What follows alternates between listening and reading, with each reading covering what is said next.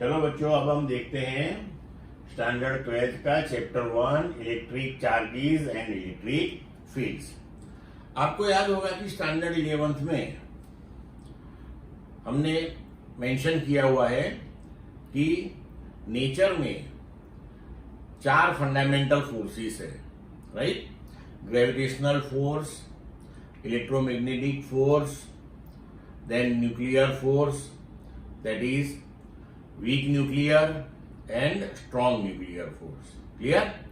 तो gravitational force के बारे में हमने डिस्कस 11th में किया, राइट? कि cause of gravitational force that is mass, मतलब कि कोई भी जो सब्सटेंस होता है, ऑब्जेक्ट होता है, वो मास पोसेस करता है। कोई भी पार्टिकल गिन लो, मास पोसेस करता है। And that mass, that feature, right, that is responsible for gravitational force. Mass की वजह से ग्रेविटेशनल फोर्स लगता है। देन आफ्टर जब साइंस में डेवलपमेंट हुआ तो साइंटिस्ट लोगों ने देखा कि ग्रेविटेशनल फोर्स से भी काफी स्ट्रॉन्ग फोर्स नेचर में अवेलेबल है, राइट? तो उसके पीछे क्या है? What is the cause of this particular force? तो वो जब फाइंड आउट करने के लिए उन्होंने एक्सपेरिमेंट्स किए, तो देखो क्या मिला उन्हें कि फर्स्ट टॉपिक अपना है इलेक्ट्रिक चार्ज। तो पहले हम एक्सपेरिमेंट देखते हैं कि मानो कि एक ग्लास रॉड हम ले लेते हैं। ग्लास रॉड और सिल्क क्लॉथ दो लेके हम ग्लास रॉड को सिल्क क्लॉथ से ऐसे रब करते हैं, राइट? तो एक ग्लास रॉड जो सिल्क क्लॉथ के साथ रब किया हुआ है, उसे हम सिल्क थ्रेड से ऐसे सस्पेंड करते हैं, और सेम टाइप का दूसरा ग्लास रॉड ले लेते हैं, उसे भी हम सिल्क क्लॉथ के साथ रब करते हैं ऐसे। एंड देन आफ्टर जब हम वो ग्लास रॉड फर्स्ट वाले के नजदीक ऐसे ले जाते हैं, तो ऐसा दिखता है कि दोनों एक दूसरे को रिपेल करते हैं, राइट? अब दूसरा एक्सपेरिमेंट देखा इन लोगों ने कि जिसमें प्लास्टिक रॉड फर के साथ रब किया गया। तो अगर plastic rod which one is rubbed with fur, ऐसे 2 रॉड्स इस तरह से एक दूसरे के नजदीक रखते हैं, तो वो भी एक दूसरे को रिपेल करते हैं, right? So similarly two plastic rods rub with cat's fur repel each other. Okay, अब थोड़ा अलग करते हैं कि एक ग्लास रॉड ले लेते हैं रब्ड विथ सिल्क क्लॉथ, दूसरा प्लास्टिक रॉड ले लेते हैं रब्ड विथ फर, और उन दोनों को एक दूसरे के नजदीक रखते ही हम देख सकते हैं कि they attract each other, they attract each other. Okay, तो ऐसे ही सेम एक्सपेरिमेंट आप पीच बॉल के लिए भी कर सकते हो कि अगर पीच बॉल को आप प्लास्टिक रॉड से टच कर लो और ऐसे 2 पीच बॉल आप सस्पेंड करते हो, और दोनों को plastic rod which one is rubbed with fur, जो फर के साथ रब किया हुआ है, उससे हम टच कर ले ग्लास रॉड, उसको हम विच one is rubbed with silk cloth, उसको हम पीच बॉल से टच करें, तो हम देख सकते हैं कि वो रिपेल करते हैं। लेकिन एक पीच बॉल को हम ग्लास रॉड से टच करें और एक को हम प्लास्टिक रॉड से टच करें, तो वो दोनों एक दूसरे को अट्रैक्ट करते हैं। और साथ में ये भी देखा उन्होंने कि एक glass rod which one is rubbed with silk cloth, एक plastic rod which one is rubbed with fur, अगर उन दोनों को टच किया जाए एंड देन आफ्टर उन दोनों को एक दूसरे के नजदीक अगर सेटल किया जाए, तो कोई फोर्स लगता नहीं है। तो जब साइंटिस्ट ने ये सब ऑब्जर्व किया, तब उनको लगा कि ये जो अट्रैक्टिव और रिपल्सिव फोर्स है, उसके लिए जो रिस्पॉन्सिबल क्वांटिटी है वो है इलेक्ट्रिक चार्ज। जैसे मास वो fundamental intrinsic property of matter है, उसी तरह मैटर चार्ज भी पॉसेस करती है, राइट। लेकिन मास में क्या है कि मास जो है उसकी वजह से जो ग्रेविटेशनल फोर्स हमें मिलता है दैट इज ओनली अट्रैक्टिव। यहां पे attractive as well as repulsive force मिलता है। लेकिन जब ये प्लास्टिक रॉड और ग्लास रॉड को टच करके हम रिलीज करते हैं, देन आफ्टर एक दूसरे के नजदीक रखते हैं, तो कोई फोर्स नहीं लगता। इसका मतलब है कि इलेक्ट्रिक चार्जेस जो है वो टू टाइप्स के हैं और एक दूसरे से वो ऑपोजिट कैरेक्टरिस्टिक वाले हैं। तो फिर साइंटिस्ट लोगों ने डिसाइड किया कि मैटर में दो टाइप के चार्जेस होते हैं, वन को नाम दिया पॉजिटिव चार्ज और दूसरे को नाम दिया नेगेटिव चार्ज, क्योंकि पॉजिटिव नेगेटिव को जब मिलाते हैं तो न्यूट्रलाइज हो जाता है, तो वो दिखता है, इसलिए नाम दिया पॉजिटिव नेगेटिव, राइट। और फिर आगे जाके उन लोगों ने कन्वेंशनली ये डिसाइड किया कि जो इलेक्ट्रॉन के पास चार्ज है उसे हम नेगेटिव गिनेंगे और प्रोटॉन के पास जो चार्ज है उसे हम पॉजिटिव गिनेंगे। ये कन्वेंशन है, राइट। इसके पीछे कोई फिजिक्स नहीं है, पहले से तय किया गया कि प्रोटॉन का जो चार्ज है it will be considered positive and electron का जो चार्ज है it will be considered negative. So it was concluded after many careful studies by different scientists that there were only two kinds of an entity which is called the electric charge, are the cause of this attractive and repulsive force, means this electric force. The property which differentiates the two kinds of charges, that is called the polarity of charge. The charges were named as positive and negative by the American scientist Benjamin Franklin. The force acting between two like charges is repulsive and it is attractive between two unlike charges. मतलब कि positive positive repel करते हैं, negative negative repel करते हैं, but positive और negative ले लो तो वो दोनों अट्रैक्ट करते हैं। The SI unit of the quantity of charge is coulomb and it is abbreviated as C. एक कूलम्ब चार्ज किसको बोलते हैं वो हम देखेंगे आगे। The charge on a proton that is calculated as plus 1.6 into 10 raised to minus 19 coulomb, यहाँ पे 10 कर लेना, 10 raised to minus 19 coulomb, and charge on the electron that is minus 1.6 into 10 raised to minus 19 coulomb. Clear बच्चों? अब next topic है electroscope. Electroscope that is the instrument with the help of which one can detect the presence of charge. मानो कि हमने glass rod को silk cloth से रब किया, तो अब ये ग्लास रॉड पे चार्ज है कि नहीं है वो कैसे पता चलेगा, राइट। तो ये इंस्ट्रूमेंट जो है with the help of that one can detect the presence of charge. तो इंस्ट्रूमेंट जो है उसमें एक बॉक्स के अंदर ये कंडक्टिंग रॉड के एंड पे गोल्ड लीव्स ऐसे अटैच किए होते हैं, सॉरी, और यहां पे ऊपर मेटल नॉब रहता है। अब यहां पे क्या होता है कि हमेशा याद रखो कि whenever there is the transfer of charge always negative charge will be moved, क्योंकि इलेक्ट्रॉन्स ऑर्बिट में होते हैं, इजीली फ्री हो सकते हैं, प्रोटॉन्स न्यूक्लियस में रहते हैं, वो फ्री नहीं हो सकते। क्लियर?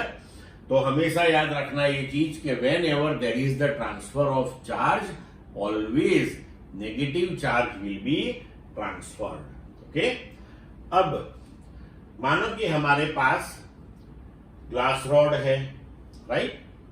तो glass rod which one is rubbed with silk cloth. अब उसको हम ये मेटल नॉब के नजदीक अगर रख देंगे तो क्या होगा कि इसके ऊपर पॉजिटिव चार्ज है तो वो यहां पे नेगेटिव चार्ज को अट्रैक्ट करेगा। तो negative charges will be transferred to the metal node. तो यहां पे गोल्ड लीव्स पे क्या होगा कि गोल्ड लीव्स इलेक्ट्रिकली न्यूट्रल थे पहले, मतलब कि total amount of negative charge and total amount of positive charge same था। तो दोनों गोल्ड लीव्स ऐसे थे। अब क्या हुआ कि नेगेटिव चार्जेस यहां पे ट्रांसफर हो गए, राइट। तो गोल्ड लीव्स जो है उसके ऊपर एक्सेस पॉजिटिव चार्ज रहेगा। नाउ पॉजिटिव पॉजिटिव रिपेल, तो तुरंत गोल्ड लीव्स एक दूसरे को रिपेल करके ऐसे हो जाएंगे।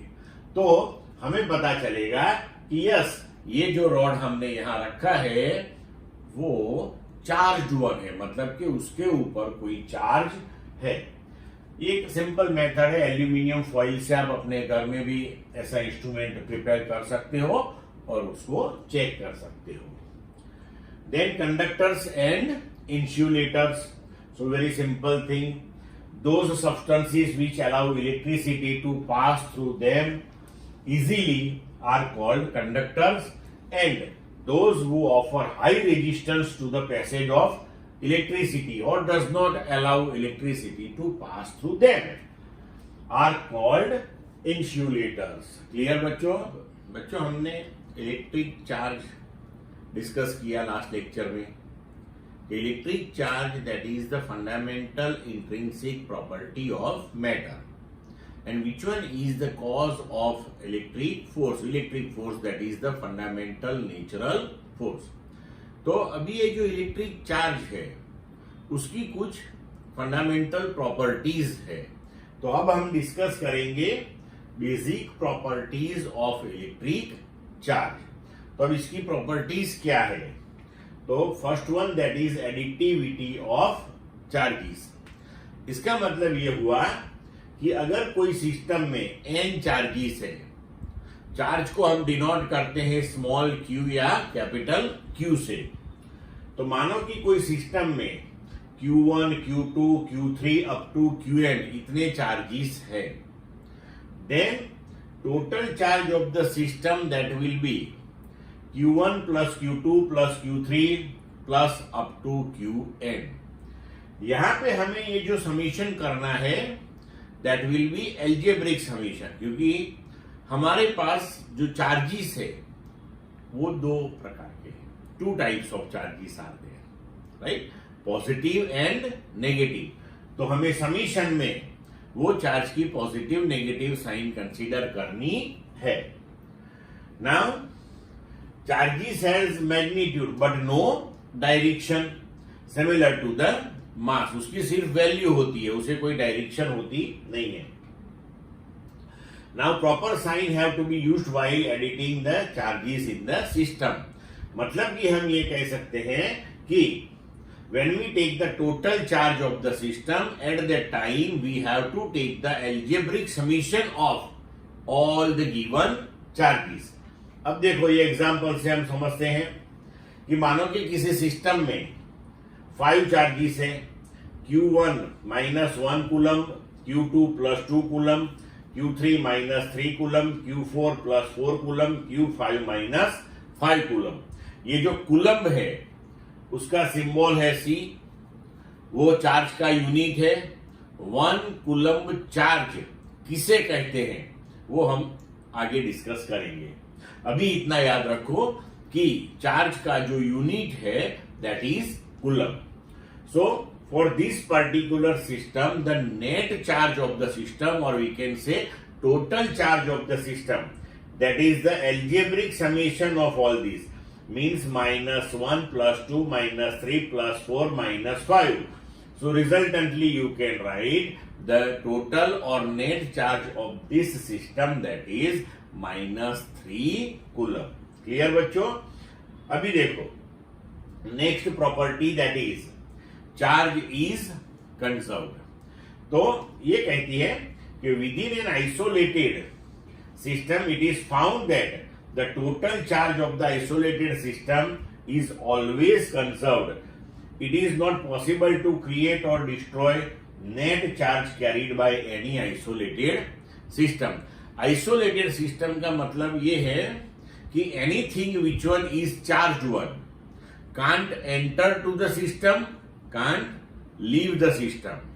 तो इस हिसाब से हम गिने तो whatever is the net charge of the system that will remain always constant, or we can say charge is always conserved, charge cannot be produced, it can't be destroyed. Next thing, quantization of charge. तो quantization of charge क्या है? तो experimentally it is established charge available in the nature for any system, it is always in the integer multiple of some fundamental charge. So that fundamental charge that we denote by E, and that is the magnitude of charge of electron or proton. So charge on any system or charge on any body, that is always in the integer multiple of some basic or fundamental charge, and that fundamental charge is E. So Q that is equal to NE. This is the meaning of quantization of electric charge. And the value of the basic unit of charge, E की value है 1.6 into 10⁻⁻19 coulomb. अगर किसी body के पास N1 electron से और N2 proton से, the total amount of charge on the body will be what? So N2 proton से, proton का चार्ज प्लस E है, तो N2 इंटू E इतने पॉजिटिव चार्ज हो गए बॉडी में. N1 इलेक्ट्रॉन से, इलेक्ट्रॉन का चार्ज माइनस E है, so N1 into minus E इतना टोटल नेगेटिव चार्ज हो गया बॉडी में. तो we can write N2 minus N1 into E. But यहाँ पे N2 is integer, N1 is integer because that is the number of electrons or protons. So we can say N2 minus N1, that is integer 1. Okay. Now, what is 1 coulomb charge? So 1 coulomb is the charge flowing through the conductor in 1 second if the conductor is carrying the current 1 ampere. So किसी conductor में से अगर 1 ampere current flow हो रहा है, then we can say this thing in 1 second through this conductor, through any cross section, the charge flowing that is 1 coulomb. लेकिन अभी current जो है उसके हिसाब से हमने ये डेफिनेशन तैयार की कि 1 कूलम चार्ज हम किसे बोलेंगे, राइट? तो इसे हम अलग तरीके से भी समझ सकते हैं. अभी ये जो कूलम है वो लार्ज यूनिट है. सो हम डे टू डे लाइफ में milli coulomb that is 10⁻³ coulomb, micro coulomb that is 10⁻⁻6 coulomb, nano coulomb that is 10⁻⁹ coulomb, ये यूनिट्स भी यूज करते हैं.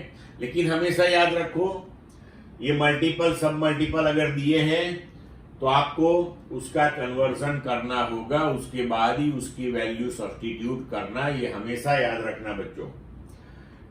अब देखो कि हम अलग तरीके से 1 कूलम चार्ज समझते हैं.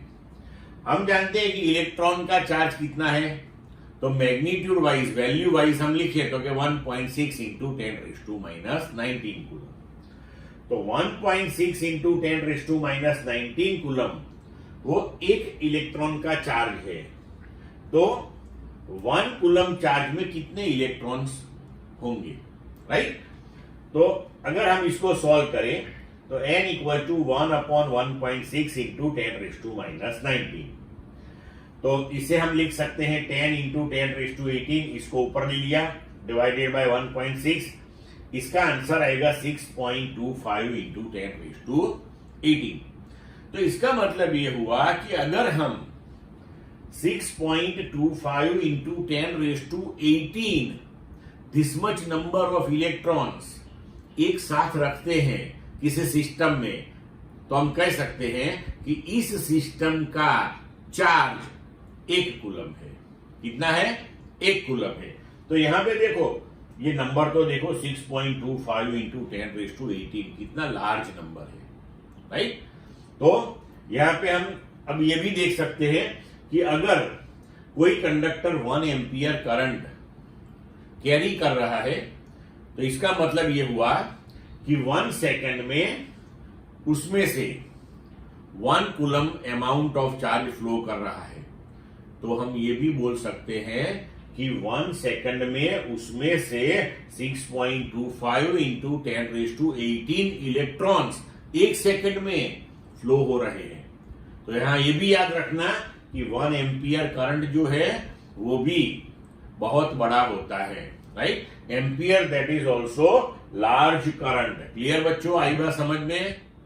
Now example 1.1, if 10⁻9 electrons move out of a body to another body every second, then how much time is required to get a total charge of 1 coulomb on the other body?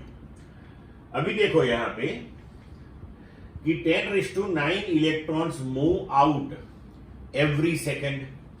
तो हर 1 second पे हम 10⁻9 electrons transfer कर रहे हैं। तो therefore the charge given out in 1 second, तो 1 electron का charge है 1.6 इंटू 10⁻⁻19। तो 10⁻9 इलेक्ट्रॉन्स का टोटल कितना चार्ज हुआ? तो 1.6 इंटू 10⁻⁻19 इंटू 10⁻9, तो ये हो जाएगा 1.6 इंटू 10⁻⁻10 कूलम। इसका मतलब कि हम हर 1 सेकंड में 1.6 इंटू 10⁻⁻10 कूलम चार्ज एक बॉडी से दूसरी बॉडी पे ट्रांसफर कर रहे हैं। क्लियर? अब आगे 1.6 इंटू 10⁻⁻10 कूलम चार्ज 1 सेकंड में ट्रांसफर हो रहा है, तो 1 कूलम चार्ज ट्रांसफर करने में कितना टाइम लगेगा? Simple unitary method. So the time required to accumulate a charge of 1 coulomb, that is 1 coulomb into 1 second upon 1.6 into 10⁻⁻19 coulomb. उसका आंसर आएगा 6.25 into 10⁻9 सेकेंड। अगर हम 6.25 into 10⁻9 सेकेंड को ईयर में कन्वर्ट करें, 1 ईयर के 365 डेज, 1 डे का 24 our, 1 our का 3600 सेकेंड, तो आंसर आएगा 198 ईयर। अब देखो कि 1 यहां भी आप समझ सकते हो कि 1 कूलम चार्ज कितनी बड़ी अमाउंट है। आप 1 सेकंड में 10⁻9 इलेक्ट्रॉन ट्रांसफर करते हो, इसका मतलब ये हुआ कि 1 सेकंड में आप 100 करोड़ इलेक्ट्रॉन 1 सेकंड में ट्रांसफर कर रहे हो, तब भी 1 कूलम चार्ज ट्रांसफर होने में 198 ईयर लग जाते हैं। क्लियर बच्चों?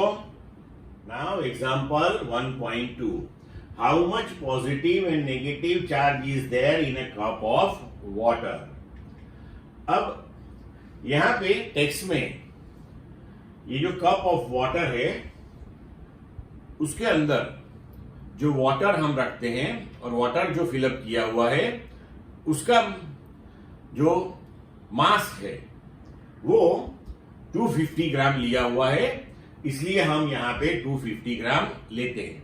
अगर एग्जाम में आपको यहां पे वाटर मास कुछ अलग दिया हुआ है तो अलग से लेना, इसमें कोई बड़ी बात नहीं है। ठीक है? So let us assume that the mass of 1 cup of water is 250 gram. The molecular mass of water H2O, hydrogen 2, तो उसका 2 हो गया, ऑक्सीजन का 16, सो मोलिकुलर मास हो गया 18 ग्राम। अब 1 मोल में कितने मोलिक्यूल्स रहते हैं? तो 6.02 इंटू 10⁻23 मोलिक्यूल्स। 1 मोल सब्सटेंस, इसका मतलब कि मोलिकुलर मास के हिसाब से हम जब उसका मास लेते हैं तो उसे 1 मोल कहते हैं। तो मोलिकुलर मास 18 ग्राम है, तो इसका मतलब कि हम 18 ग्राम वाटर लेंगे तो वो 1 मोल हो जाएगा और उसके अंदर इतने नंबर ऑफ मोलिक्यूल्स हो जाएंगे। तो पहले हम कप ऑफ वाटर में कितने मोलिक्यूल्स है वो कैलकुलेट करेंगे। तो therefore the number of molecules in 1 cup of water, तो यहां हम यूनिटरी मेथड यूज करेंगे कि 18 ग्राम में 6.02 इंटू 10⁻23 मोलिक्यूल्स है, तो 250 ग्राम में कितने होंगे। तो डायरेक्ट हमने लिखा है यहां पे। तो अब आगे बढ़ते हैं। Each molecule of water contains 2 hydrogen atom and 1 oxygen atom, right. तो इसका मतलब ये हुआ कि हाइड्रोजन में 2 इलेक्ट्रॉन, ऑक्सीजन में 8, मतलब कि 10 इलेक्ट्रॉन एंड 10 प्रोटॉन H2O के मोलिक्यूल में हो जाएंगे। अब हमारे पास नंबर ऑफ मोलिक्यूल्स तो हो गए। तो total positive and negative charge has the same magnitude because H2O molecule is electrically neutral. तो अभी टोटल चार्ज हो गया, तो इतने नंबर ऑफ मोलिक्यूल्स थे हमारे पास। पर मोलिक्यूल 10 चार्जेस है, आइदर पॉजिटिव और नेगेटिव, और ईच चार्ज जो है उसकी वैल्यू है 1.6 इंटू 10⁻⁻19। तो total number of molecules multiplied by total number of positive और negative charge, and each charge have the value 1.6 into 10⁻⁻19। तो total amount of charge either positive और नेगेटिव, that is 1.34 into 10⁻7 कूलम। Clear बच्चों?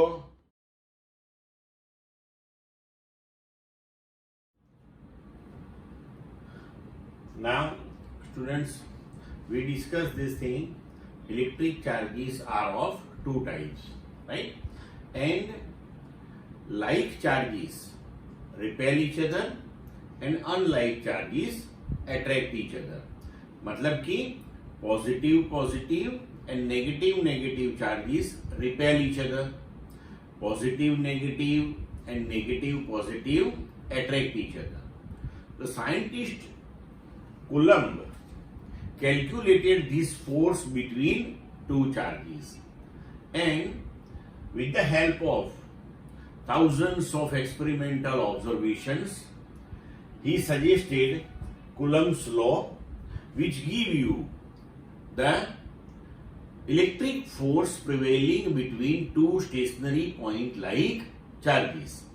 Coulomb's law says this thing: the electric force, which is also known as Coulombian force, between 2 stationary point charges is directly proportional to the product of their charge and inversely proportional to the square of its distance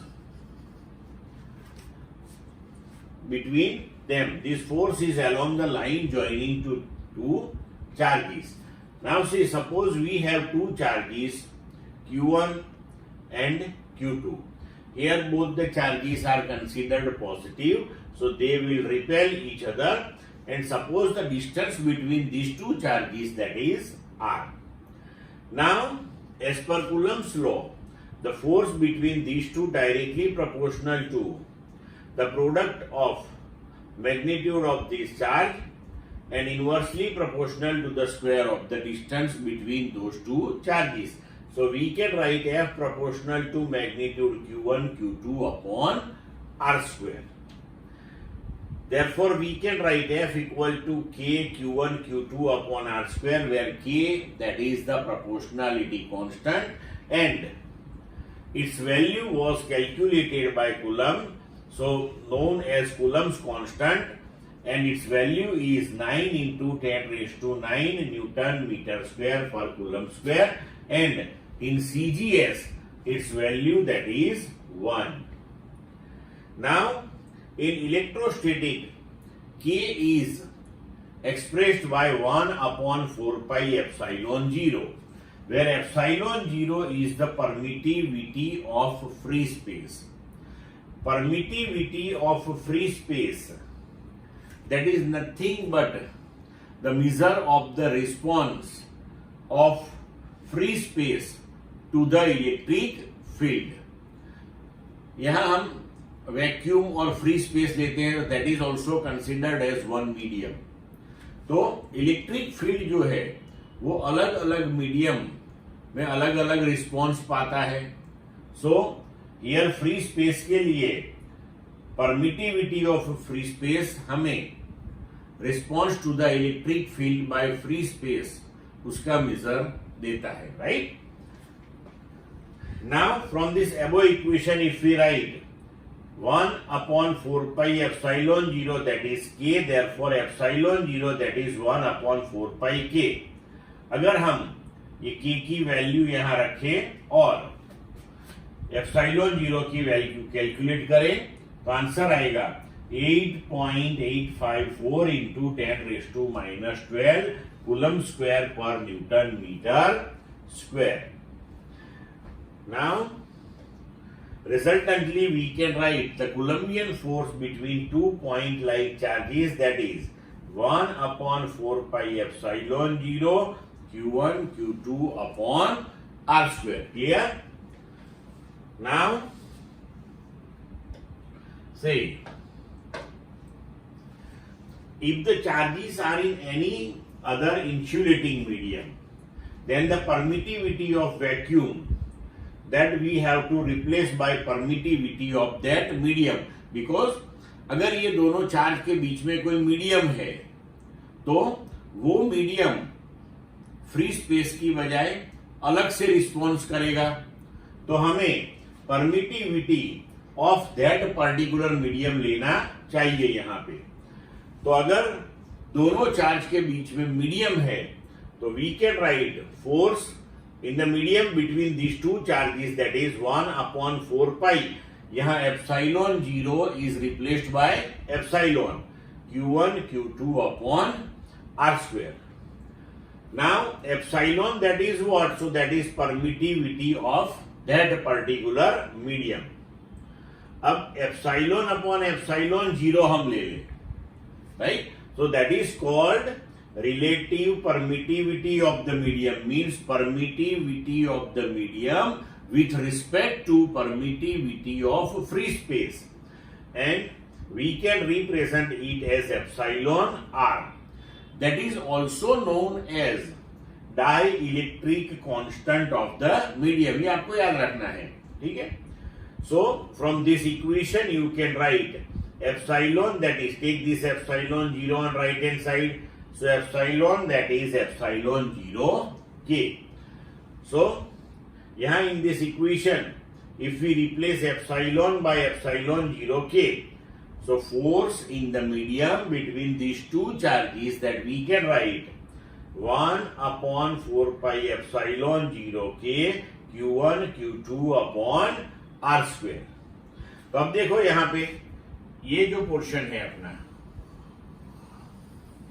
तो 1/4 pi epsilon 0 q1 q2 upon r square, वो तो force in the free space था F, so we can write Fm, that is F by K।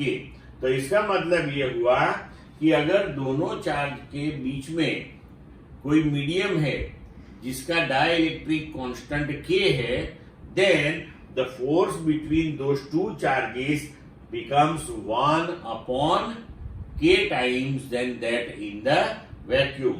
So यहाँ लिखा हमने the force between given charges held at a given distance apart in insulating medium is only 1/k times or kth part of the force between them in the vacuum. Clear बच्चों? अब देखो हमने आगे equation लिखा कि force in the medium that is F by K। तो वो जो केस हमने डिस्कस किया उसमें हमने ऐसे कंसीडर किया था कि जो दो चार्जेस है हमारे, वो दोनों के बीच में जितनी भी स्पेस है, that entire space is filled by the medium. मतलब कि मानो कि दोनों चार्ज को हम पानी के अंदर डुबो देते हैं, तो ये हो गया कि दोनों चार्ज के बीच में पानी है, तो medium that is occupying entire space between two charges. लेकिन हमेशा ऐसा नहीं होता। मानो कि ये दो चार्ज के बीच में मीडियम सिर्फ इतनी स्पेस ऑक्यूपाई करता है, मतलब कि टी थिकनेस वाला मीडियम हमने यहां रखा है, where T that is less than the distance between two charges. And here suppose dielectric constant of the medium that is K. तो ये केस में फोर्स का इक्वेशन हो जाएगा 1/4πε0 Q1 Q2 upon R minus T plus T root K whole square, where K that is the dielectric constant, T that is the thickness of the medium. इसके derivation में हमें जाने की जरूरत नहीं है, ये आपको याद रखना है. एंट्रेंस एग्जाम में अगर कहीं ऐसा एमसीक्यू आ जाए तो आप इजीली इसको टैकल कर सको. क्लियर? अब देखते हैं Coulomb's law in vector form. Means the Coulombian force with direction. अब देखो, now suppose we have two charges as shown in the figure Q1 Q2. Position vector of charge Q1 with respect to origin that is R1 and position vector of charge Q2 with respect to origin of the coordinate system that is R2. Now here Q1 Q2 is greater than 0, मतलब कि Q1 and Q2 both are positive charges or negative charges, right? So in short here there will be the repulsive force between these two charges. अब यहां पे हम position vector of charge Q1 with respect to charge Q2, तो उसको हम ले ले कि R12. तो R12 that will B R1 minus R2. क्योंकि हम R2 को यहां पे उल्टा कर दे तो ये हो जाएगा ऐसे, उसको हम लिख पाएंगे minus R2. Now the vector joining to tail of this minus R2 to the head of R1 will give you the summation of these two. So R12 vector, this one we can write R1 minus R2. Clear? तो अब हम calculate करते हैं force acting on charge Q1 due to charge Q2. अब force repulsive है, so force on 1/2, तो वो force repulsive होगा. तो Q2 Q1 को रिपेल करेगा, मतलब कि फोर्स ऑन 1/2 उसकी डायरेक्शन 2 to 1 होगी, जैसे मैंने यहां फिगर में बताया हुआ है. Now F12 that is K Q1 Q2 upon R12 square. तो ये पोर्शन हो गया magnitude of the force, value of the force. अगर हमें इसे डायरेक्शन देनी है तो 11th में हम पढ़े हुए हैं यूनिट वेक्टर. तो अब फोर्स जो डायरेक्शन में है उसी डायरेक्शन का यूनिट वेक्टर बना के हम उससे यहां मल्टीप्लाई करेंगे. तो फोर्स जिस डायरेक्शन में है उस डायरेक्शन का वेक्टर हमारे पास है R12, तो उस डायरेक्शन का यूनिट वेक्टर हमने लिया R12 कैरेट. तो यहां R12 कैरेट से मल्टीप्लाई करो तो ये हो गया force in the vector form. अब देखो यूनिट वेक्टर जो रहता है, right, that is as per definition vector upon its magnitude. And ये जो R12 है वो 1 से 2 का डिस्टेंस, मतलब कि ये जो वेक्टर है R12 उसका मैग्नीट्यूड है. So we can write that is magnitude R1 minus R2. अब unit vector that is vector upon its magnitude. So we can write R1 minus R2 upon magnitude R1 minus R2. So we can rewrite this equation 1 K Q1 Q2. ये R12 square हमने replace किया magnitude R1 minus R2 उसका square, और unit vector replace किया इससे R1 minus R2 vector upon magnitude R1 minus R2. So resultantly we can write force on charge Q1 by charge Q2 F12 that is K Q1 Q2 upon magnitude R1 minus R2 cube, ये square है, इसका power 1 है, तो ये हो गया cube into vector R1 minus R2। Clear हो गया। तो अब हम देखते हैं force on charge Q2 due to charge Q1।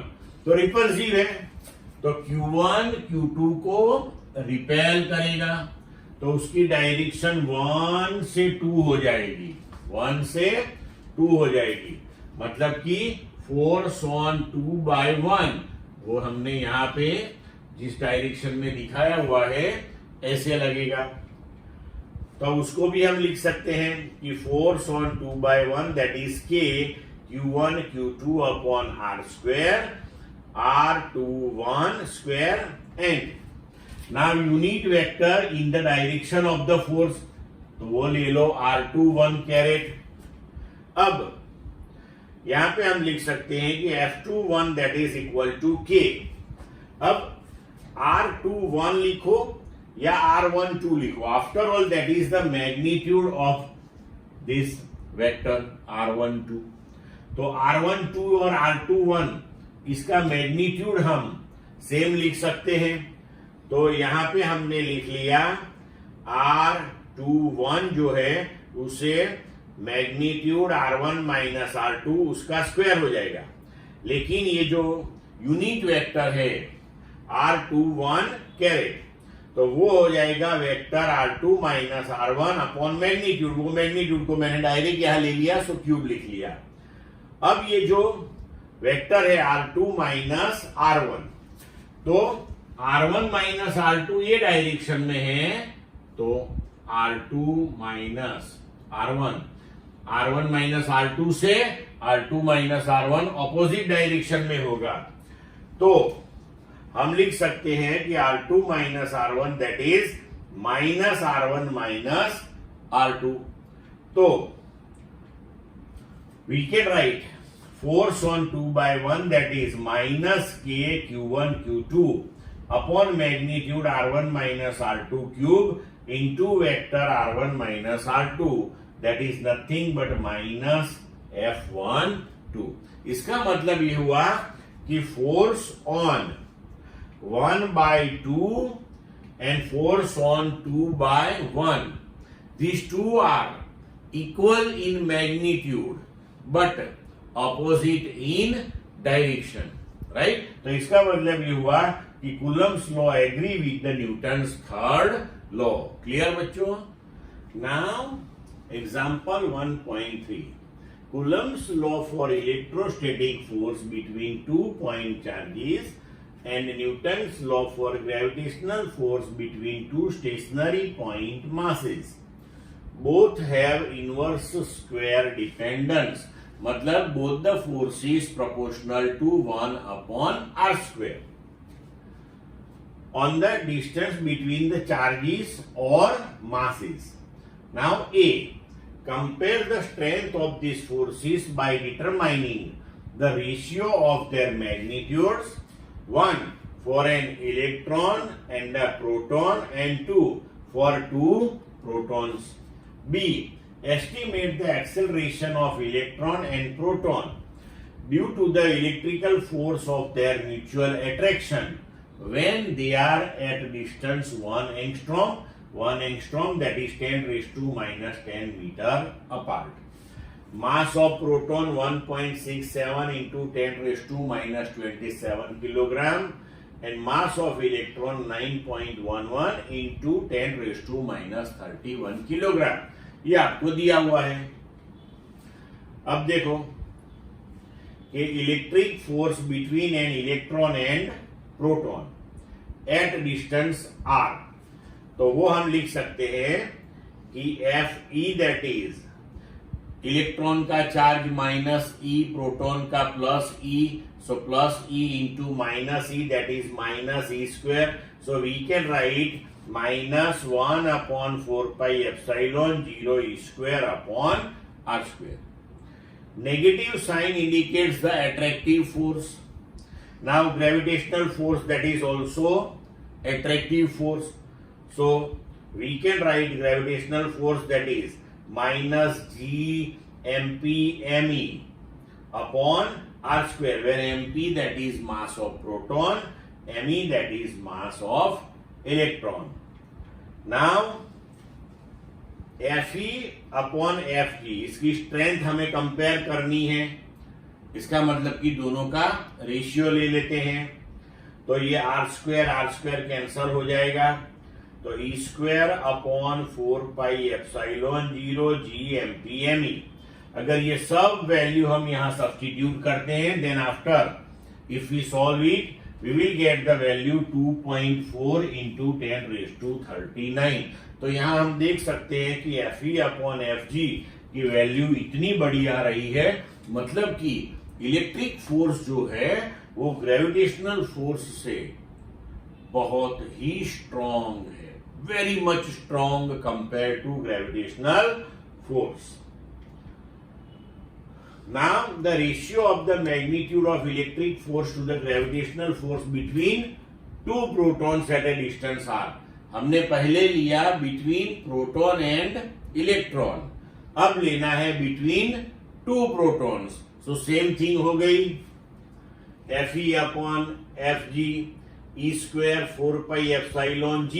अब आगे क्वेश्चन में हमने एमई लिया था, क्योंकि वहां हमने strength between electron and proton calculate की थी, यहां हमें बिटवीन प्रोटॉन लेनी है, तो यहां दोनों मास प्रोटॉन का लिया।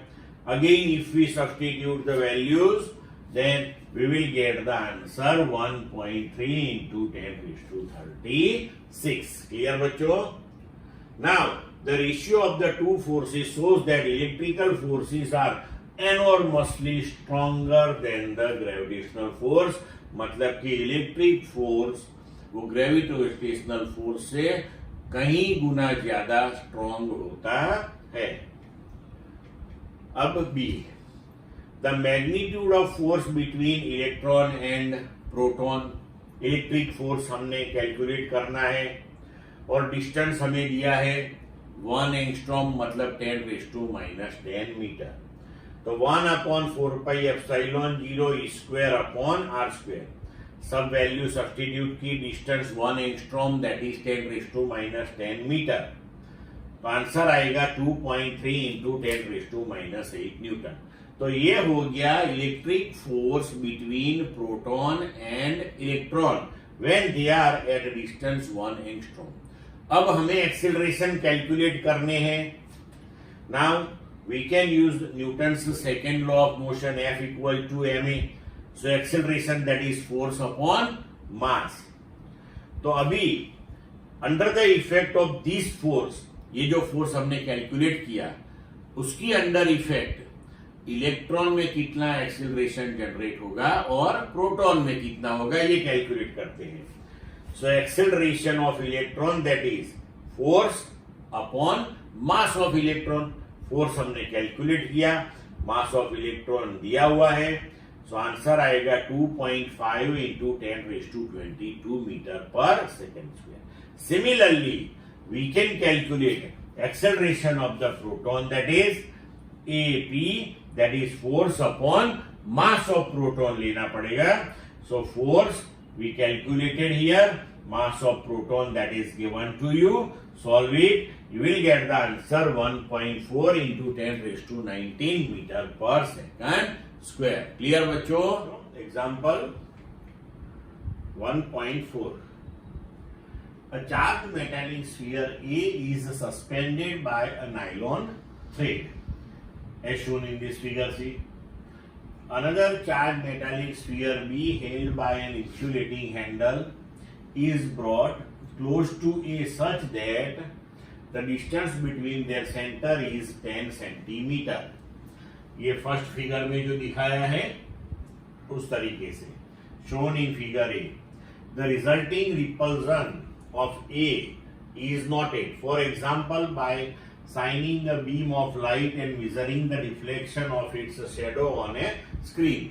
ये मेजरमेंट के लिए मेथड है, उसमें हमें कोई जाने की जरूरत नहीं है। Spheres A and B are touched by uncharged spheres C and D respectively as shown in figure B। ए को सी के साथ टच किया, ए एंड सी आइडेंटिकल है, एक जैसे हैं। बी एंड डी को टच किया, both are identical one. Clear? C and D are then removed and B is brought closer to A to a distance 5 centimeter between their centers as shown in figure B। अब C और D को remove कर दिया और उसके बाद B को फिर से A के पास लाया गया, लेकिन पहले हमने 10 सेंटीमीटर दूर रखा था, अब इसको हमने 5 सेंटीमीटर दूर रखा है। Clear? What is the expected repulsion of A on the basis of Coulomb's law? Spheres A and C and sphere B and D have identical sizes. Ignore the size of A and B in comparison to the separation between their centers. तो अब देखो, ये first situation A and B 10 centimetre हमने रखा है, मानो कि इसके ऊपर चार्ज Q1 है, इसके ऊपर Q2 है। ये जो डिस्टेंस है 10 centimetre, say that distance is R। So we can write the repulsive force F that is equal to K Q1 Q2 upon R square as per Coulomb's law. अब देखो क्या होगा कि A को C के साथ touch किया, A and C दोनों आइडेंटिकल है, मतलब कि चार्ज का डिस्ट्रीब्यूशन होगा। A पे चार्ज है, C पे चार्ज नहीं है, तो अब डिस्ट्रीब्यूशन ऑफ चार्ज होगा। ए एंड सी आइडेंटिकल है, तो चार्ज का डिस्ट्रीब्यूशन एग्जैक्टली हाफ हाफ हो जाएगा। तो अब यहाँ ए पे Q1/2 और सी पे Q1/2 हो जाएगा। Similarly B and D touch किया, तो बी पे Q2/2, डी पे Q2/2। अब सी एंड डी को रिमूव कर दिया एंड ए एंड बी को एक दूसरे से 5 सेंटीमीटर दूर रख दिया। 5 सेंटीमीटर रखा, इसका मतलब पहले 10 सेंटीमीटर था, उसको हमने R बोला, तो 5 सेंटीमीटर को हम डिनोट करेंगे R/2 से। अब यहाँ पे हम नया फोर्स कैलकुलेट करें, तो F dash equal to K Q1/2 into Q2/2 divided by square of the distance between those two, मतलब R/2 का स्क्वायर। तो हो गया K Q1 Q2/4 divided by R²/4, 4 cancel हो गया।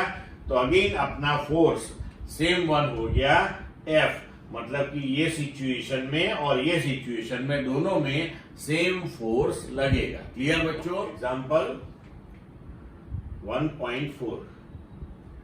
A charged metallic sphere A is suspended by a nylon thread, as shown in this figure C. Another charged metallic sphere B held by an insulating handle is brought close to A such that the distance between their center is 10 centimeter. ये first figure में जो दिखाया है उस तरीके से, shown in figure A. The resulting repulsion of A is noted, for example, by shining a beam of light and measuring the deflection of its shadow on a screen। ये measurement के लिए मेथड है, उसमें हमें कोई जाने की जरूरत नहीं है। Spheres A and B are touched by uncharged sphere C and D respectively, as shown in figure B। A को C के साथ टच किया, A एंड C आइडेंटिकल है, एक जैसे हैं। B एंड D को टच किया, both are identical one। Clear? C and D are then removed and B is brought closer to A to a distance 5 centimeter between their centers as shown in figure B। अब C और D को remove कर दिया और उसके बाद B को फिर से A के पास लाया गया, लेकिन पहले हमने 10 सेंटीमीटर दूर रखा था, अब इसको हमने 5 सेंटीमीटर दूर रखा है। Clear?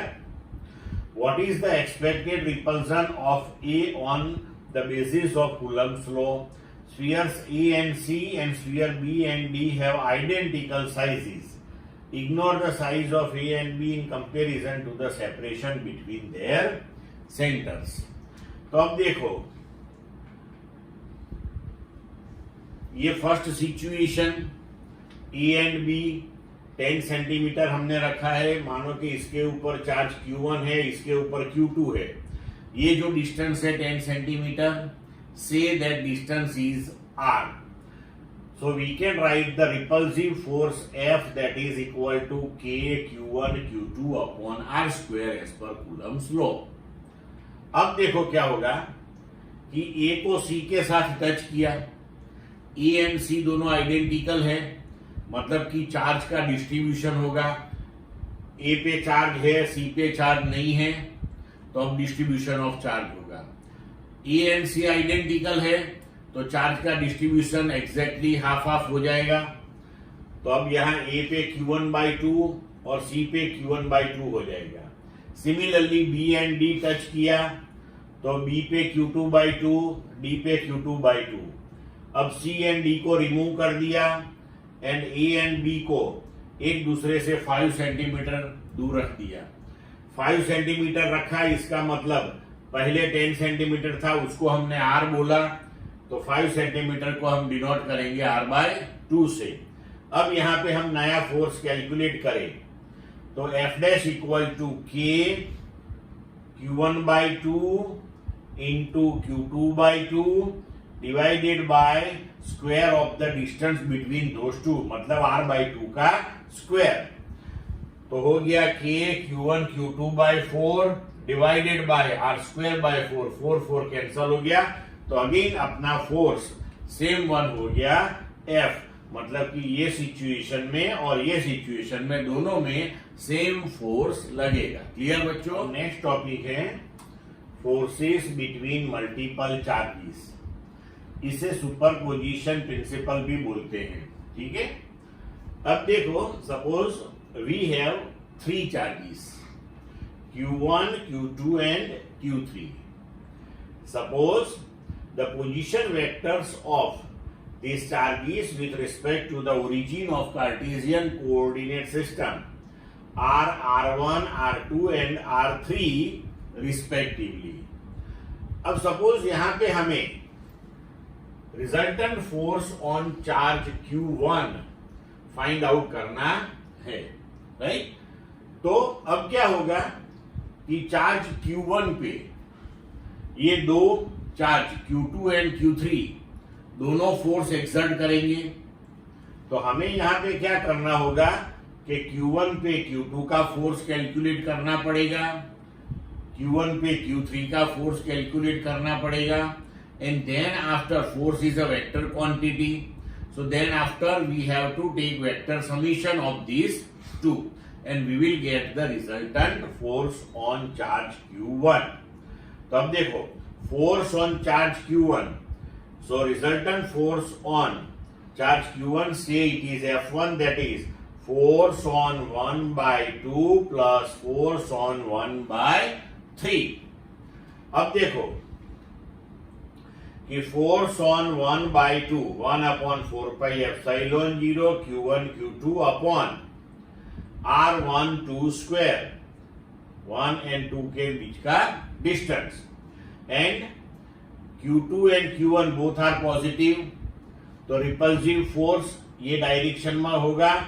So suppose in that direction unit vector is R12 caret, तो ये हो गया force on 1/2।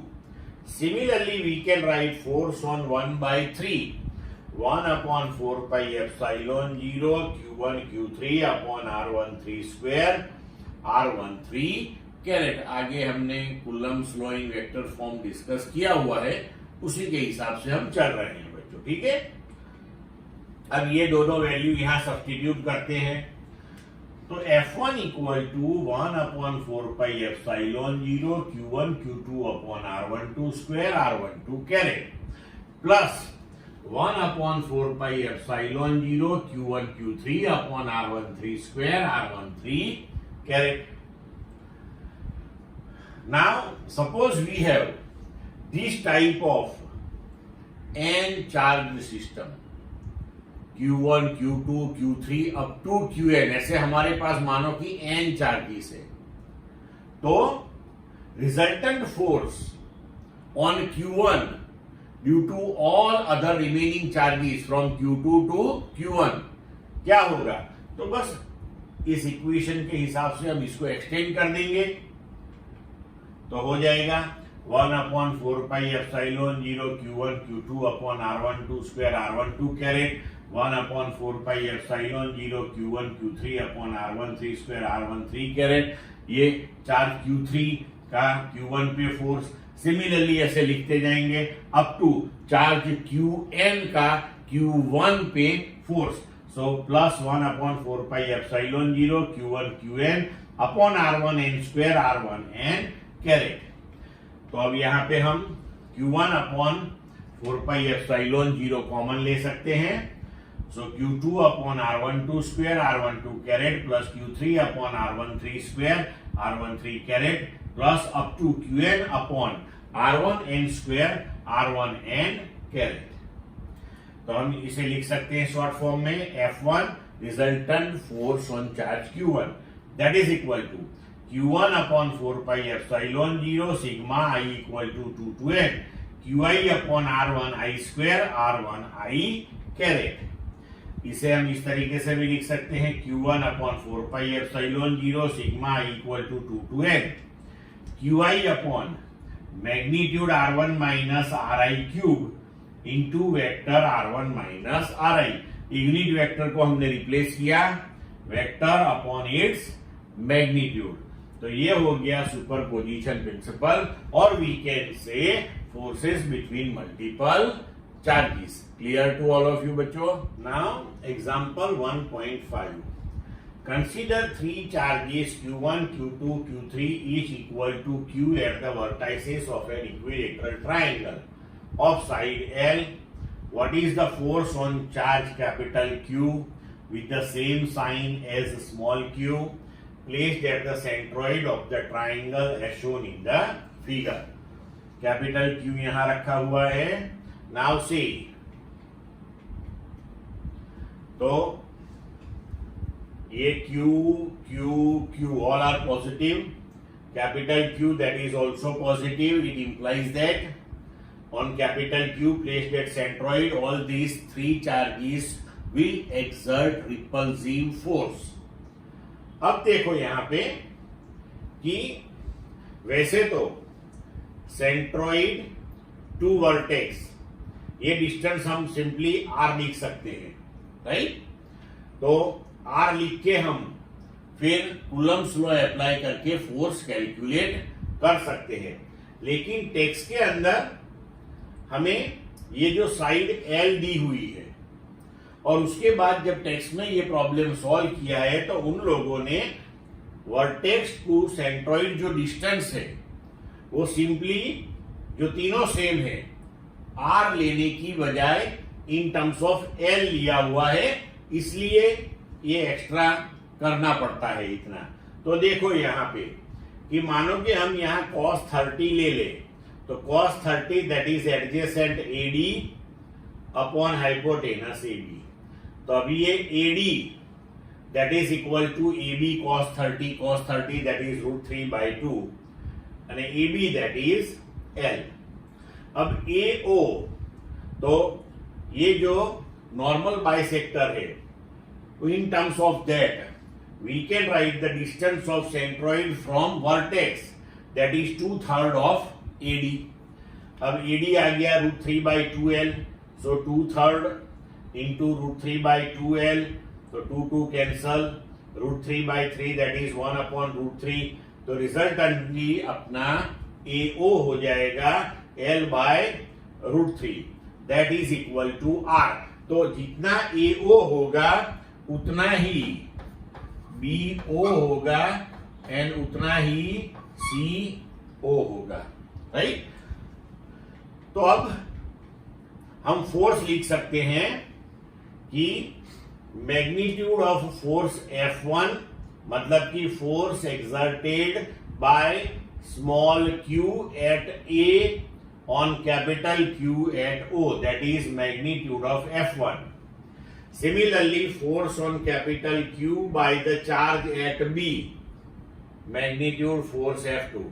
Similarly charge Q3 x vertex C, उसका फोर्स कैपिटल Q पे F3, ये तीनों फोर्सेस सेम होंगे क्योंकि चार्ज मैग्नीट्यूड सेम है सब एंड डिस्टेंस इज भी सेम है. So magnitude F1 equal to magnitude F2 equal to magnitude F3, that is Q upon R square. और say this is F.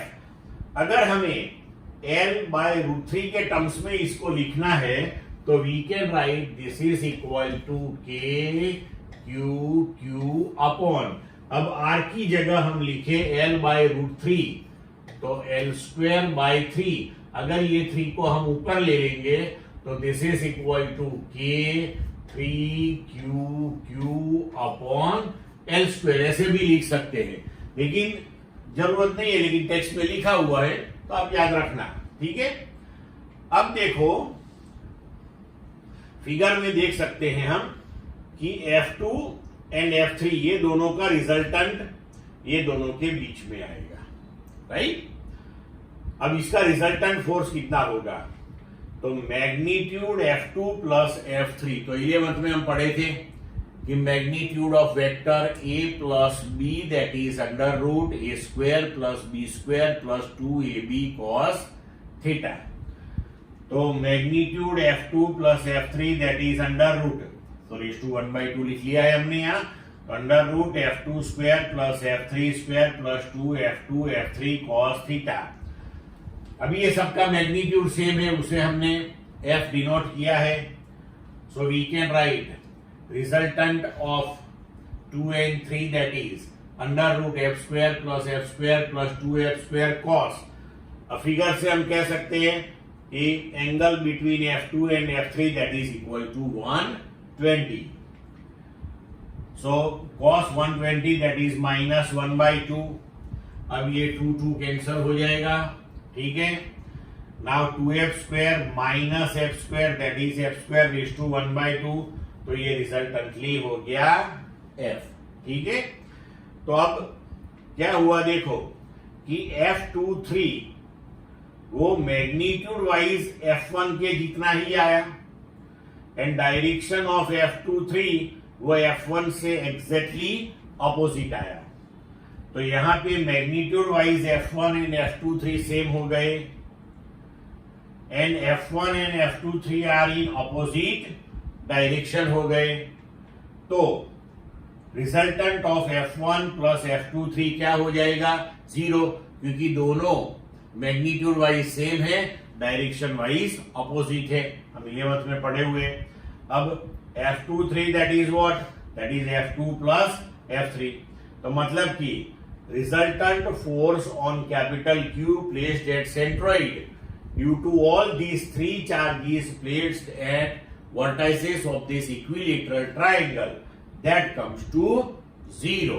Clear बच्चों. अब example 1.6.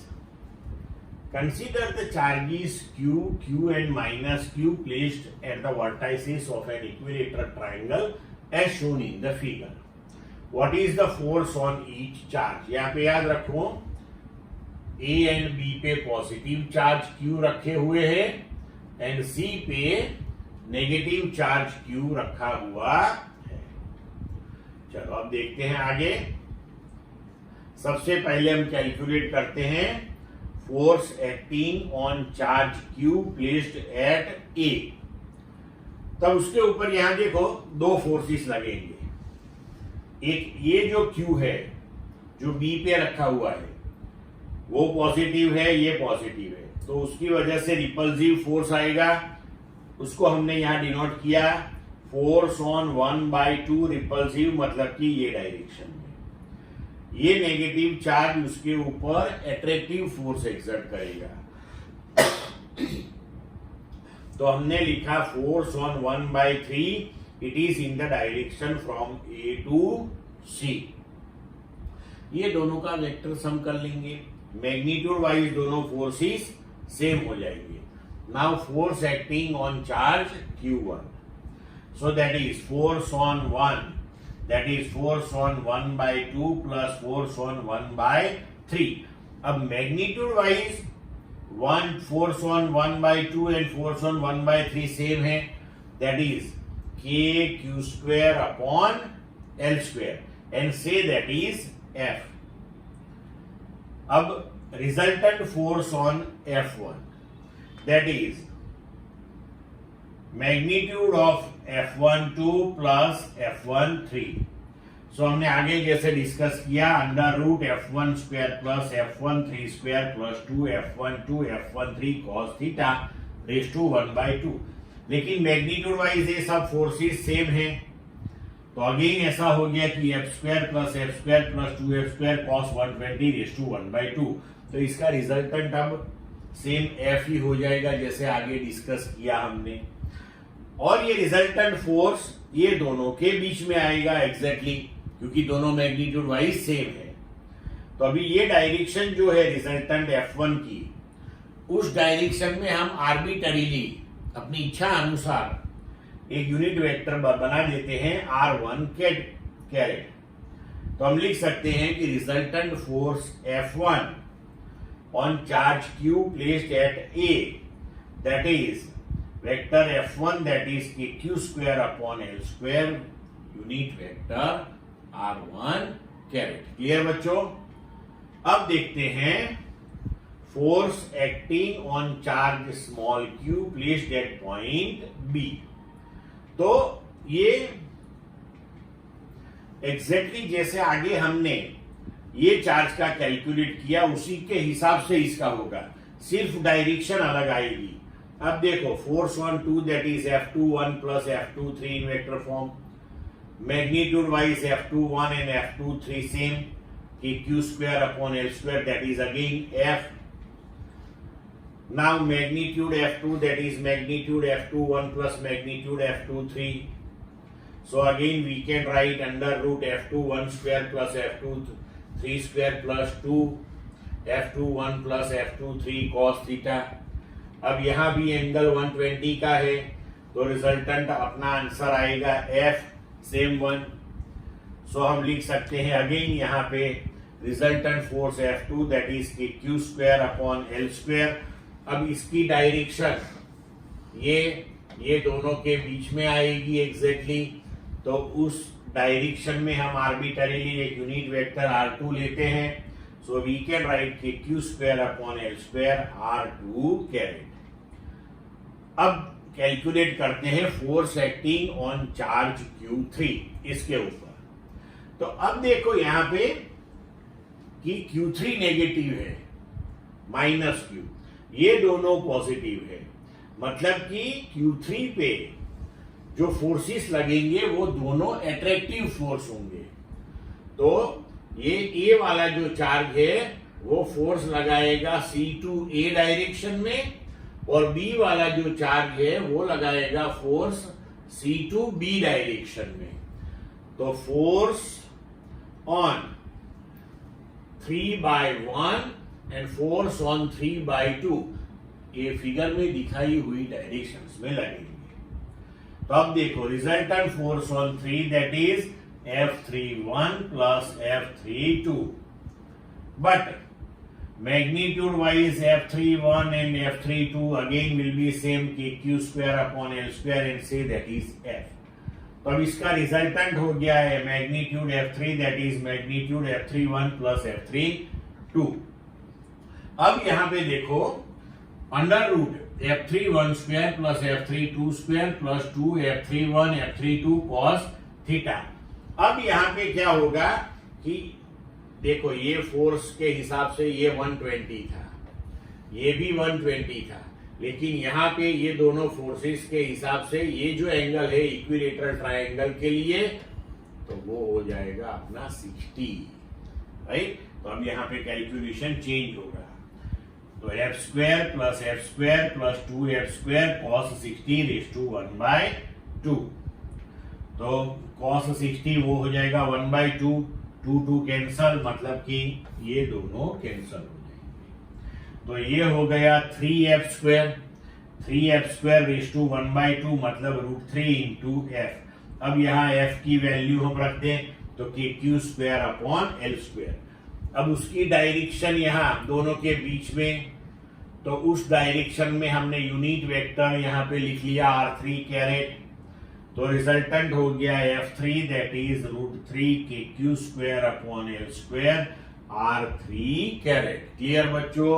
Now we already discussed about electric field, and electric field that is nothing but the electric force experienced by unit positive charge at that particular point. Okay, now see here, for a point charge we discuss this thing, electric field that is kq upon r², or we can write 1/4πε0 q upon r² into r caret. अब next topic है electric field due to a system of charges.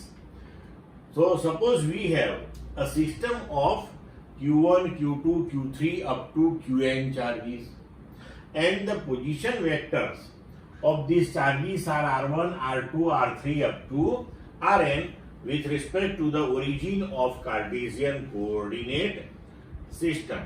Okay.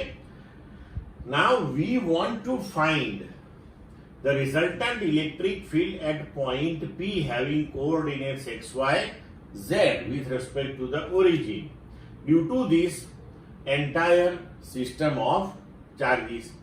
So actually electric field that is nothing but the force acting on unit positive charge. तो आगे भी हम multiple charges की वजह से force on any charge discuss कर चुके हैं, the superposition principle.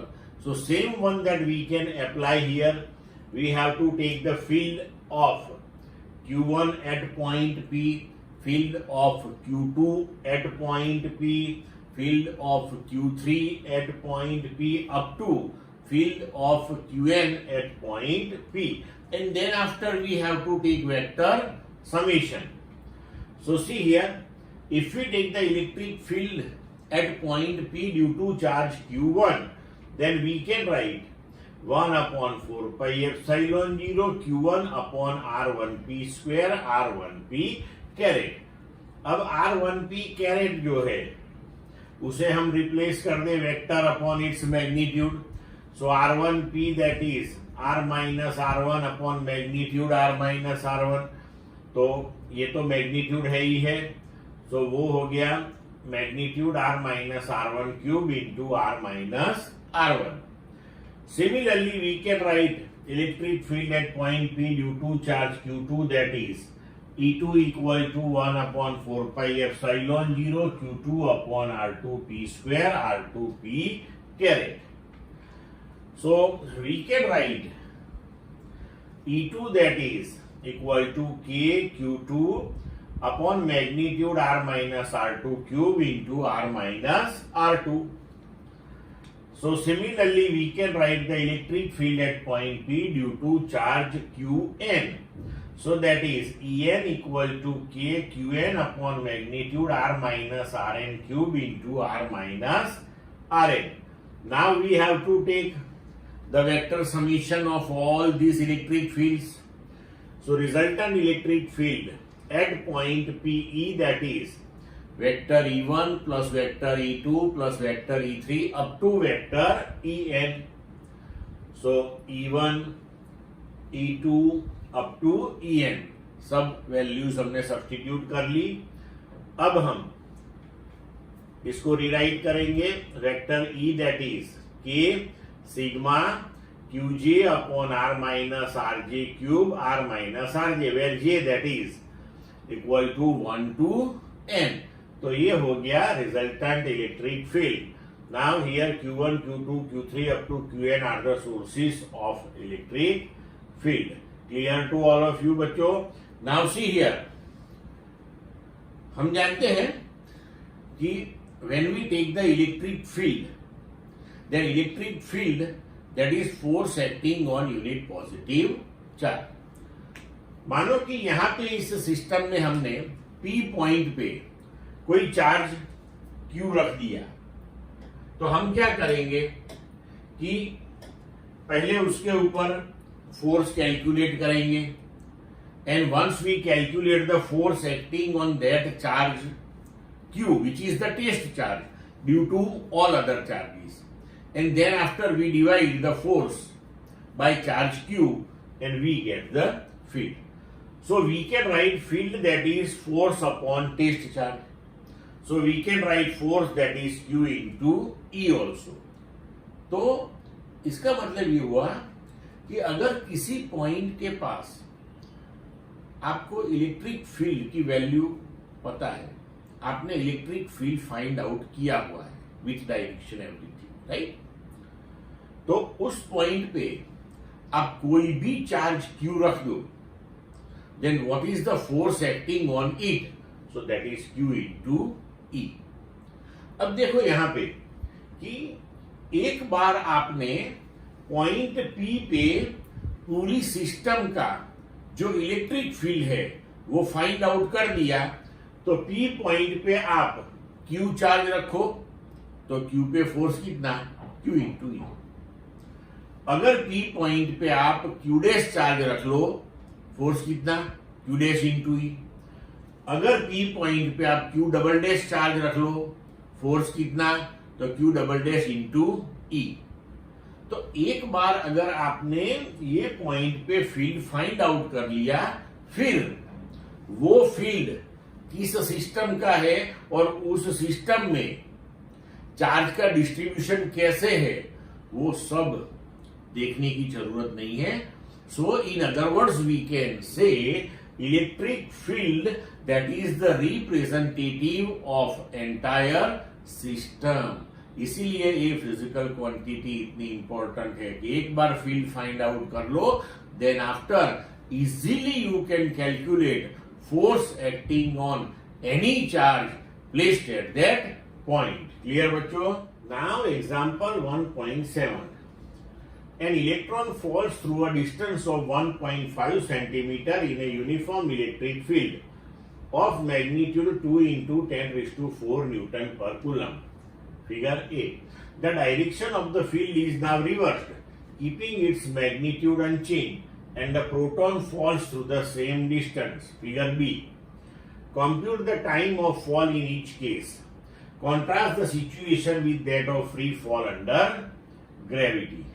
Now see, यहाँ पे हमें time taken by electron and proton to fall through this electric field up to distance 1.5 centimeter वो हमें कैलकुलेट करना है.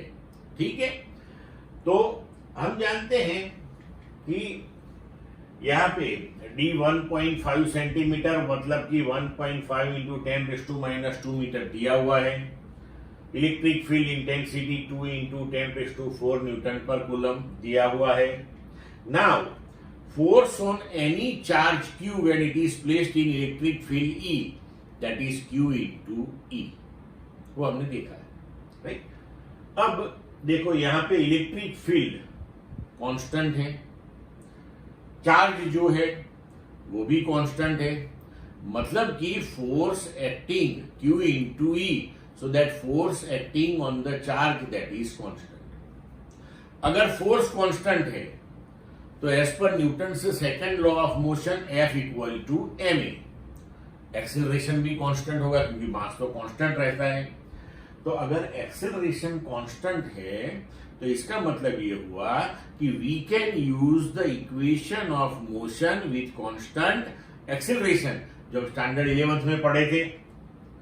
नाउ एक्सेलरेशन कितना होगा यहाँ तो force that is mass into acceleration, so acceleration that is force upon mass, force is QE upon mass, constant है acceleration. So now we can use the equation D equal to V0t plus half AT square, क्योंकि हमें time find out करना है. Initial velocity हमने free fall करवाया है तो 0 हो जाएगी, तो D equal to 0 plus half acceleration that is q E by m into t square. तो हम पहले टी का इक्वेशन बना लेते हैं. So t square that is 2md upon q E, मतलब कि t that is equal to under root 2md upon q E. अब टाइम का इक्वेशन हो गया for any charge Q having mass m, right. time taken by it to cover distance d in electric field E. अब ये equation का use करके हम electron and proton दोनों के लिए टाइम कैलकुलेट करेंगे.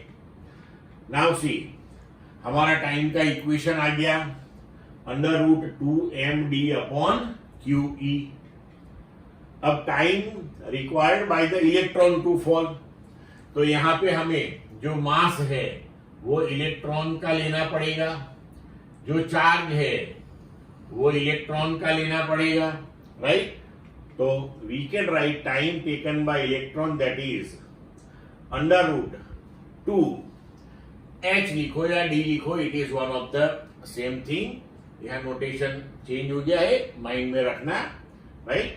यहां पे चेंज कर लो, जैसे कि h लिख लो अपने.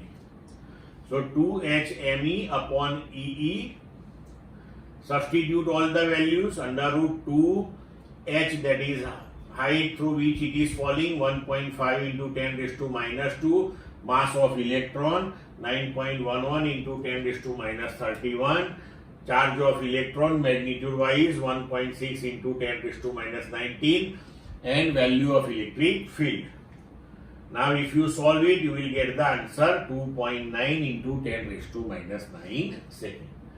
अब कैलकुलेट करते हैं प्रोटॉन के लिए. तो यहां पे हमें प्रोटॉन का मास एंड प्रोटॉन का चार्ज रखना पड़ेगा. सो time taken bye proton √2hmp upon EE. So √2h value, mass of proton 1.67 into 10 raised to minus 27, charge of proton, value of electric field.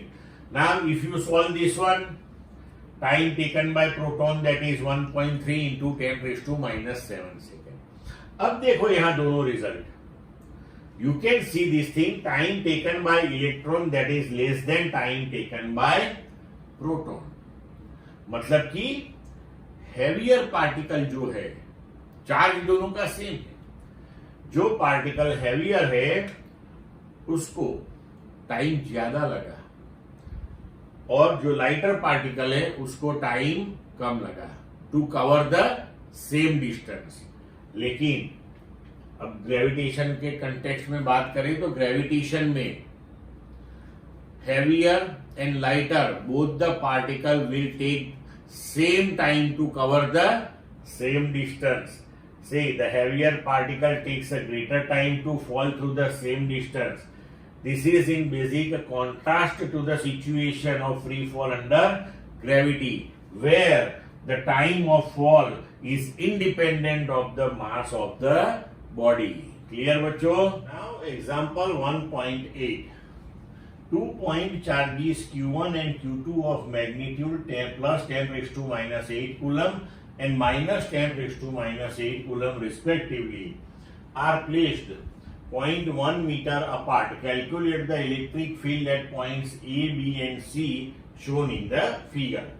तो चार्ज Q1 यहाँ पे है, charge Q2 यहाँ पे है, right? This one is equilateral triangle, right?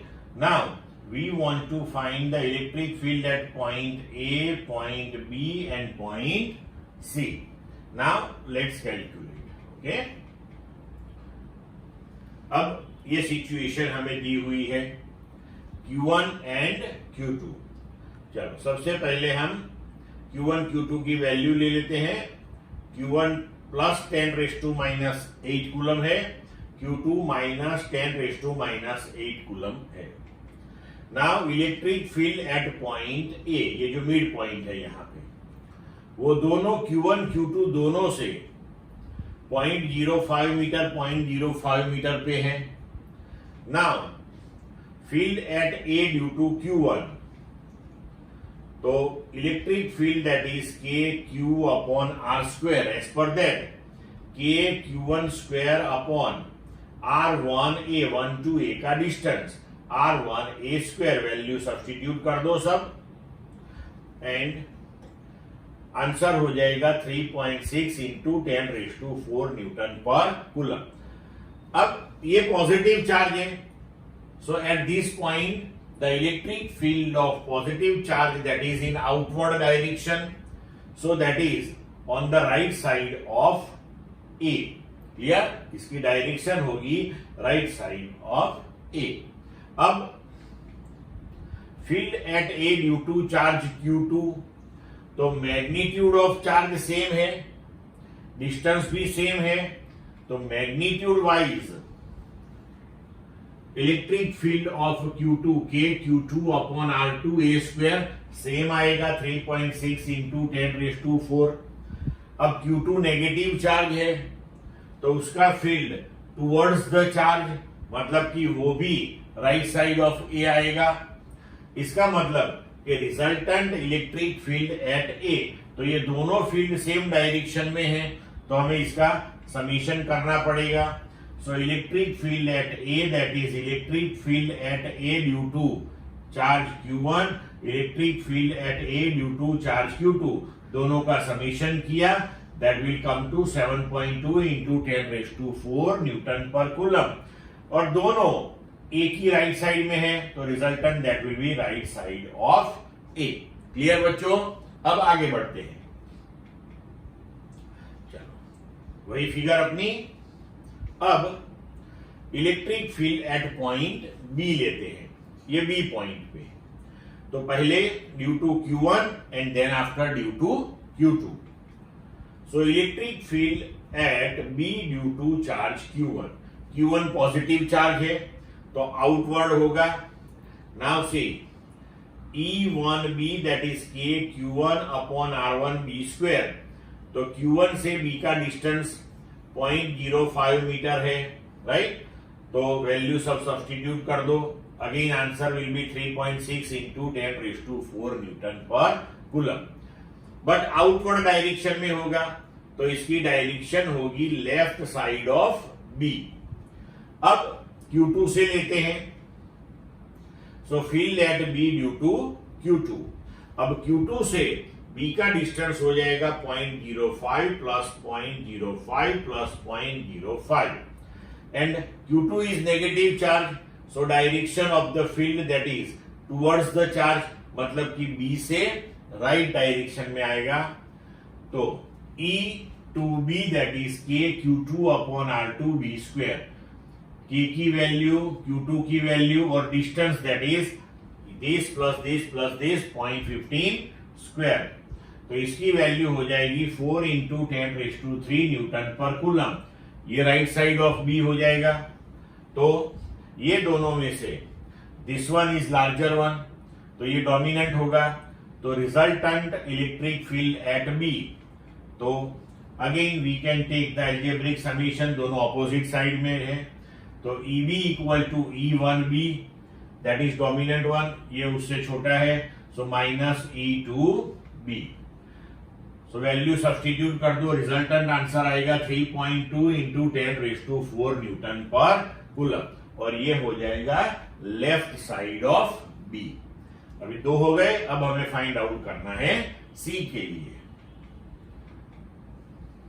Again the same figure, electric field at point C. अब पहले लेते हैं due to charge Q1, electric field at C due to charge Q1, E1C that is K Q1 upon R1C square. 1 to C का distance है 0.1 metre, सो value substitute कर दो, K Q1 and 0.1 that is 10⁻⁻1 whole square, answer आएगा 9 into 10⁻3।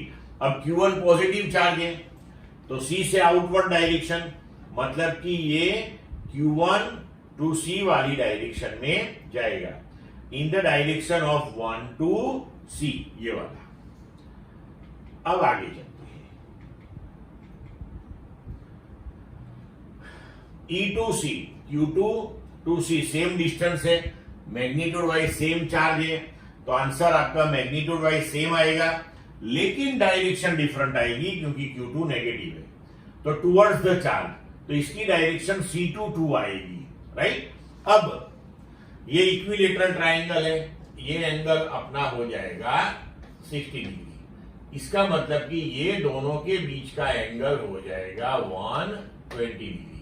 अब ये दोनों का resultant, तो हम जानते हैं कि magnitude of vector A plus vector B that is under root A square plus B square plus 2ab cos theta. तो उस हिसाब से हम यहां पे लिख सकते हैं कि अब E1C E2C magnitude wise same है, इसलिए उसको नाम दे दिया E। तो resultant electric field at C that is magnitude of E1C plus E2C, so that is equal to under root, यार इज टू 1/2 लिखा है ना, मतलब कि under root E1C square plus E2C square plus 2 E1C E2C cos 120। E1C E2C same है, उसको E नाम दे दिया, तो E square plus 2 E square into cos 120 that is minus 1/2 whole raise to 1/2। तो इसका आंसर हो जाएगा E इटसेल्फ, तो ये हो जाएगा 9 इंटू 10⁻³ न्यूटन पर कूलम। और E1C E2C सेम मैग्नीट्यूड वाले हैं, तो इसका रिजल्टेंट ये दोनों के बीच में आएगा, मतलब कि EC that will be on the right side of C। Clear बच्चों? सब